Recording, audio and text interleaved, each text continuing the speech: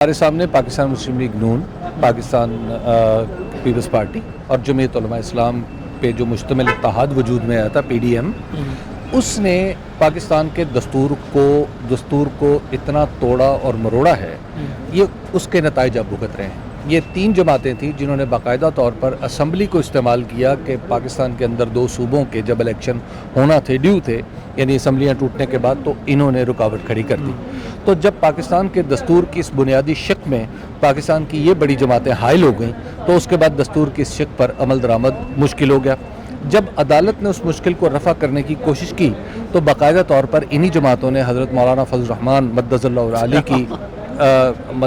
आली की क़यादत में और जनाब मोहतरमा मरियम नवाज़ की क़यादत में बाकायदा अदालत पर हुजूम किया। तो इस हुजूम का जो नतीजा निकलना था वो निकला कि अदालत अपना ही जारी करदा हुक्म नहीं मनवा सकती।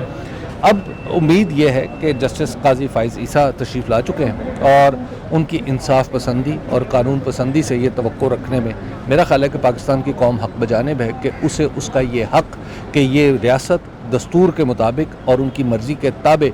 मुंतखब लोगों के ज़रिए चलाई जाएगी। मेरा ख्याल है कि अब उस पर अमल दरामद PTI को फिर लेवल प्लेइंग फील्ड मिलते देख रहे हैं आप, तो सर्वे खुद करते हैं, तो आपको क्या लग रहा है? देखिए, लेवल प्लेइंग फील्ड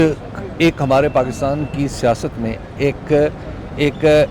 जुगत बन चुकी है, एक छेड़ बन चुकी है, एक ऐसी चीज़ बन चुकी है कि जिसके बारे में अगर आप यूँ कहें कि किसी मैदान को हमवार कर दिया जाए तो शायद उसके लिए भी लेवल प्लेइंग फील्ड की टर्म इन लिटरल सेंस भी इस्तेमाल नहीं हो सकती। पाकिस्तान में इस वक्त जो कुछ भी फील्ड है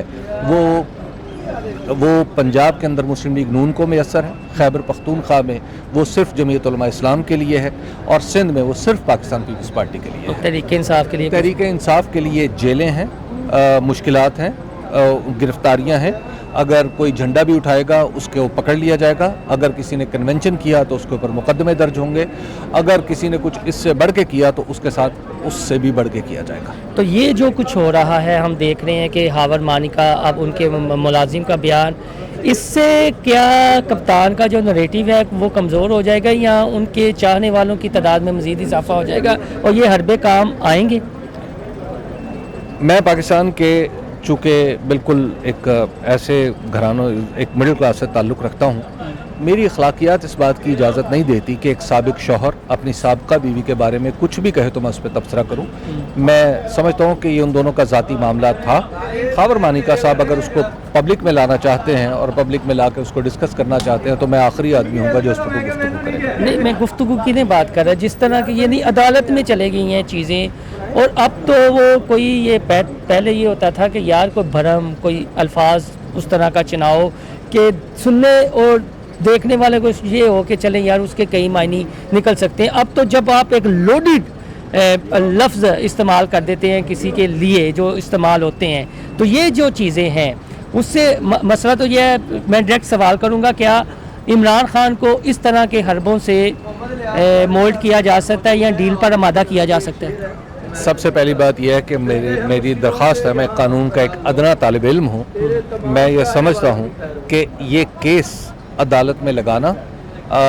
ना कानून के मुताबिक है ना अदालती प्रैक्टिसेस के मुताबिक है। तो इस अदालत के जो भी जज साहिब हैं, मेरा ख्याल ये है कि उन्हें पहली फुर्सत में इस कानून को, इस मुकदमे को बंद कर देना चाहिए और उठा के उसको बाहर फेंक देना चाहिए। लेकिन बहरहाल मैं तो सिर्फ कानून का तालिब इल्म हूँ, माहिरों की राय इसके बारे में कुछ और भी हो सकती है। जहाँ तक ऐसे कानून, आप तो इमरान खान की बात करें, किसी भी शख्स के, कोई भी शख्स अपनी साबका बीवी के मौजूदा शौहर को निशाना बनाना चाहे तो दुनिया में आज तक कभी ये टैक्टिक कामयाब नहीं।